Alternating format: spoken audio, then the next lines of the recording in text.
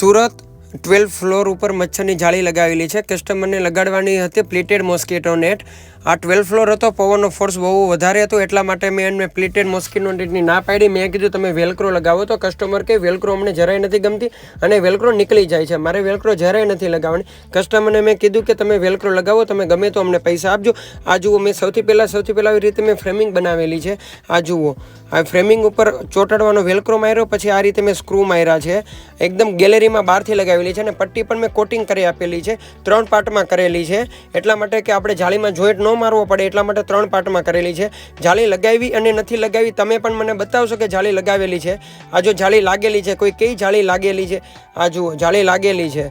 નથી વિશ્વાસ ને? હું તમને એકદમ ક્લોઝથી બતાવું મિત્રો. તમે મારો વિડીયો તમે આ જુઓ છો તો પ્લીઝ એક ફોલો કરી દો. નીચે ફોલો બટન ઉપર ક્લિક કરો. તમે ફોલો કરો ને તો અમને વધારે મજા આવે છે વિડીયો બનાવવામાં. અને તમારે પણ જો આ મચ્છરની જાળી લગાડવી હોય ને તો નીચે નંબર આપેલો છે. આ જો નીચે નંબર આપેલો છે ને એની પર કોલ કરજો. અને તમારે સુરતમાં છો અને સુરતમાં પણ તમારે કોઈ પણ અમારું એડ્રેસ જોવે છે તો આ મારું એડ્રેસ છે. તમે આવીને રૂબરૂ પણ વસ્તુ જોઈ શકો છો. તો પ્લીઝ મિત્રો, તમે મારો વિડીયો જોવો છો તો પ્લીઝ તમે ફોલો કરો. તમે ફોલો કરો છો તો અમારો ફેસ ઉપર સ્માઇલ આવી જાય છે. બહુ જ મહેનત થાય છે વિડીયો બનાવવામાં. અને આ રીતે મેં વેલક્રોવાળી જાળી પણ બનાવેલી છે. જો એકદમ સ્ટ્રેટ છે, જુઓ જાળીમાં એક પણ ફોલો નથી પડ્યો. સેન ગોબિન કંપનીની મોસ્કીટો નેટ છે. ચાલો, થેન્ક યુ મિત્રો.